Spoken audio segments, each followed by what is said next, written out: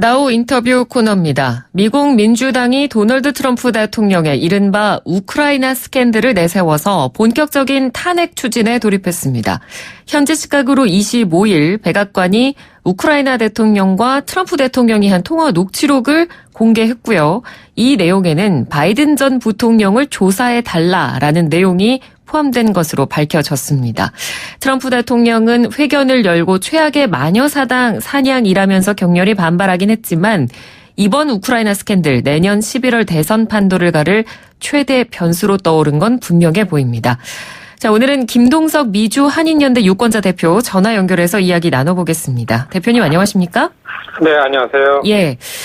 저희가 한번 다루기는 했습니다만 이 우크라이나 스캔들의 내용에 대해서 먼저 좀 간략히 짚어 넘어가면 좋을 것 같습니다.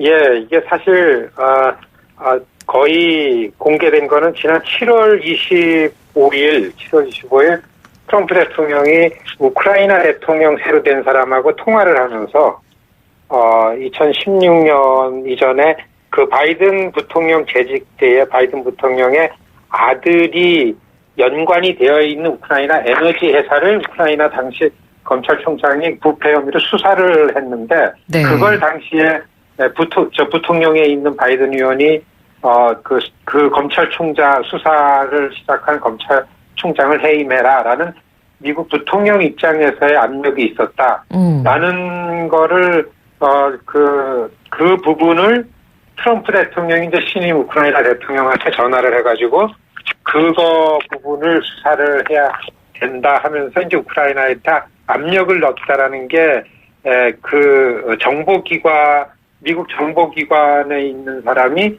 우크라이나 대통령과 트럼프 대통령의 통화된 거를 국가 안보에 해가 되는 행동이었다고 내부 고발자가 돼서 그거를 이제 이 민주당 쪽에다가 얘기를 해주면서 이게 불거진 거거든요. 그것이 이 올해 두 번째 의회 세션이 시작되면서 의회에서 얘기가 돼가지고 민주당 쪽에서 이걸 이제 트럼프 대통령의 심각한 그 대통령이 해서는 안 될 일이다. 그래서 이전에 언급했던 이런 탄핵이라는 부분을 이제 민주당에서 시행을 하겠다 해가지고 갑작스럽게 지금 워싱턴의 가장 중심 이슈가 된 내용입니다. 네.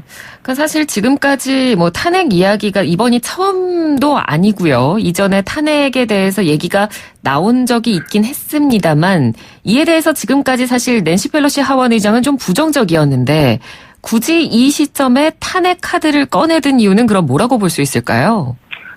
정확하게 한 8시간 전까지 민주당의 하원 다수당이 민주당인데 네. 의원총회에서 의견을 조사했는데 234명 중에 그 14명 빼놓고서 탄핵 추진해야 된다라는 이런 의원들의 총론이 나온 거죠. 그리고 네.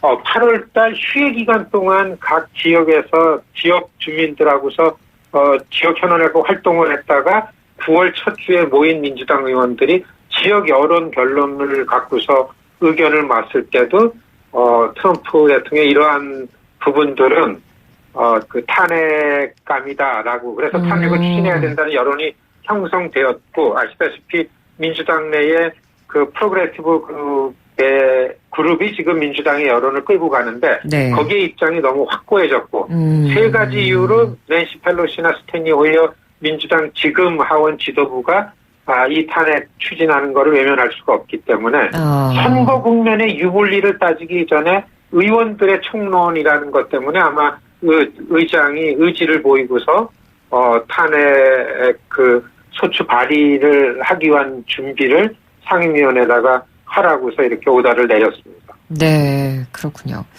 어찌됐건 이 사안을 지금 한국에서는 굉장히 국제뉴스 카테고리, 그러니까 국제뉴스 안에서는 굉장히 좀 중점적으로 많이 보도를 하고 있거든요. 미국 언론들은 어떤가요?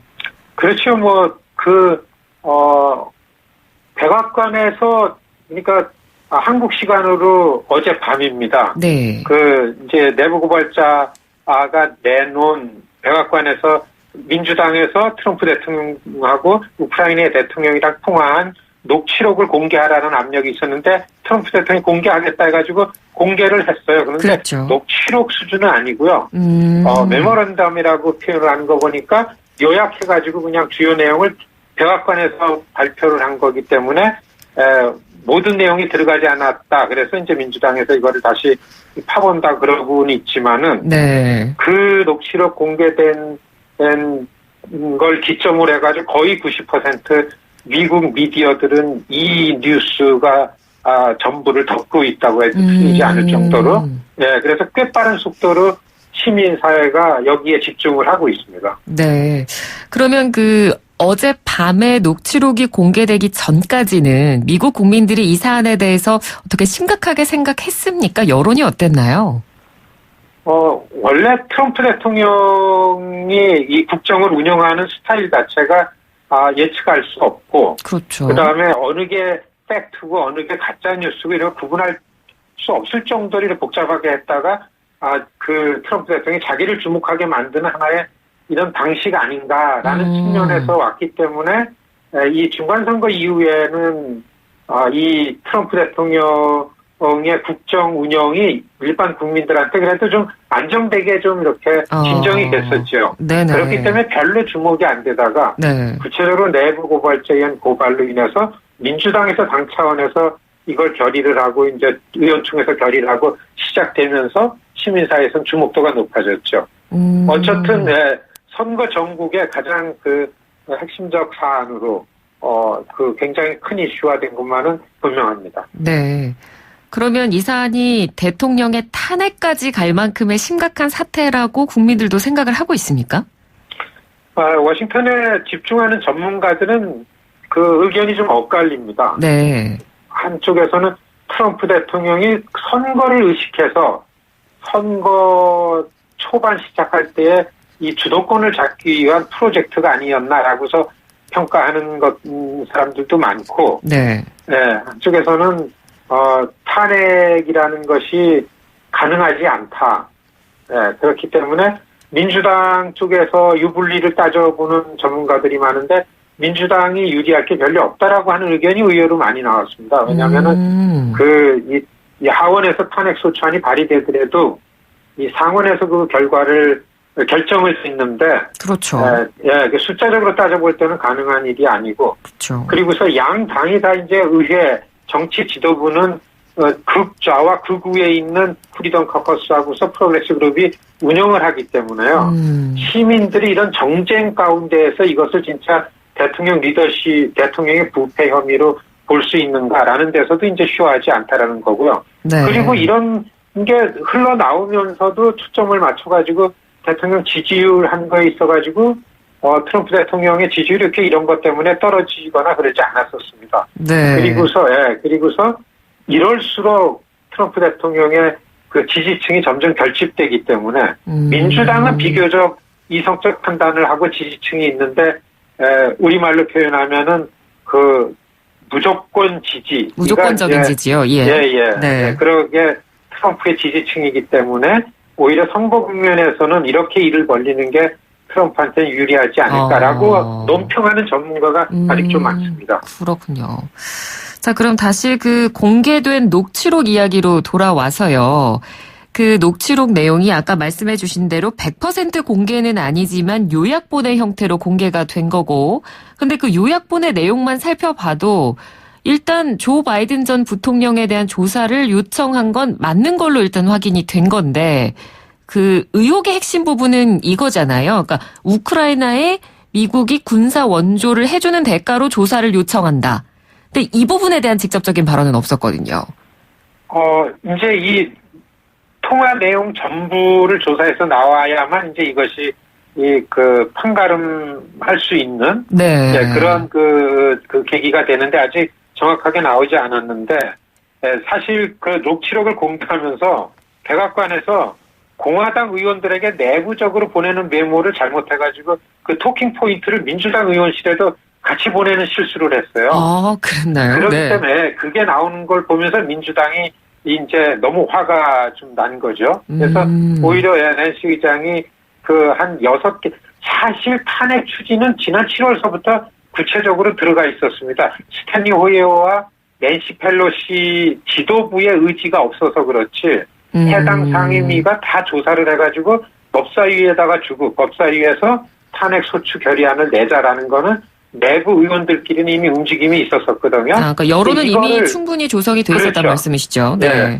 근데 이런 움직임을 알고서 그 지지율 조사에서도 별로 탄핵이라는 게 가능성이 없다고 나왔었는데 네. 괜히 시민사회에 정쟁으로 크게 비춰지고 이것이 트럼프 대통령의 지지층을 결집시키는 효과가 더 클 거다라는 예상 나오는 게 그렇죠. 여하튼 간에 이 녹취록 전부 그리고서 내부 고발자가 이 정부에다가 내놓은 내용들이 다 나오고 구체적으로다가 의회에서 증인들을 불러다 청문회를 해보고 이렇게 나가면서 이런 내용들이 나오는데 이게 굉장히 지난한 시간이 걸립니다. 그렇죠. 네, 올해 내로다가 어디까지 진전된다라는 것도 보장이 없고 네. 내년은 바로 선거가 들어가기 때문에 네. 괜히 선거 국면에 민주당에는 그동안 2년 반 3년 동안 트럼프 대통령이 하지 잘 못했던 거를 시민들에게 알리고 이슈를 내놓고 뭐 이런 준비가 돼 있는데 이렇게 되면은 트럼프와 민주당이 탄핵이다 아니라는 걸로 갖고 선거를 치른다 그러면은 민주당이 유리할 게 없는 거죠. 철저하게 네. 선거 전략으로다가 보는 게 맞다 이렇게 보여집니다. 네. 그리고 뭐 이미 올해 초에 이른바 러시아 스캔들 관련해서 뮬러 특검이 한번 크게 있었는데 기대만큼의 성과가 또 없었기 때문에 이 부분에 대한 약간 심적으로 지침이랄까요? 이런 부분도 좀 없지 않아 있을 것 같아요. 트럼프 대통령 혼자하고 미국의 전 언론하고서의 싸움을 계속 이어왔었는데요. 네. 그렇기 때문에 언론들이 트럼프 대통령의 리더십에 대해서 문제를 많이 지적했는데도 불구하고 러시아 스캔들하고 사법방해라는 부분이 분명히 탄핵감이다, 기소감이다 했는데 뮬러 보고서에서는 기소까지는 충분하지 않다는 게 결론이었죠. 네. 그때 이미 이 분위기는 조성이 됐는데 지금 내부 고발자가 내놓은 이런 부분들이 얼마나 이 트럼프 국정 운영에 타격을 줄 건가라는 데 있어가지고 분명히 트럼프의 선거용이다. 이렇게 볼 수가 있는 겁니다. 네.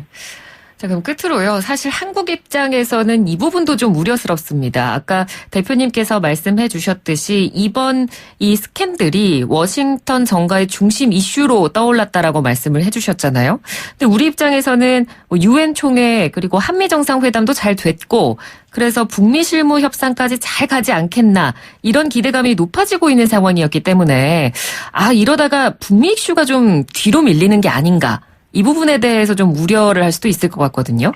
그렇죠. 이게 굉장히 좀 안타까운 일인데요. 네. 존 볼튼 국가안보보좌관을 해임하면서 트럼프 대통령이 북한과의 관계에 다른 방식, 또 다른 방식으로 해서 좀 긍정적인 유연한 발언들이 나왔었습니다. 네. 북에서도 그랬고요. 진지한 발언이 나오고 요통을 해가지고서 계획이 없던 대통령이 트럼프 대통령을 만나러 이제 뉴욕까지 다녀오시고 거기에 기대는 트럼프 대통령이 한반도 이슈를 아젠다 순서 우선으로 다 갖고 오는 기회로다가 분명히 만들어질 줄 알았는데 네. 사실 그 판문점 6.3 회동 이후에도 워싱턴에서는 한반도 이슈가 죽어 있었습니다. 네네. 이거를 문재인 대통령이 살려냈다 했는데 곧바로 이 우크라이나 스캔들이 터져가지고 안타까운 거는 과연 이 트럼프 대통령이 이 탄핵 국면 때문에 한반도 이슈를 액션을 취할지 아닐지, 네. 여하튼 굉장히 이제 걱정이 되는 부분이긴 합니다. 네. 알겠습니다. 대표님 오늘 말씀 잘 들었습니다. 고맙습니다. 네, 안녕히 계십시오. 네. 지금까지 김동석 미주 한인연대 유권자 대표와 이야기 나눴습니다. 1부는 여기서 마치고요. 잠시 뒤 2부 이어가겠습니다.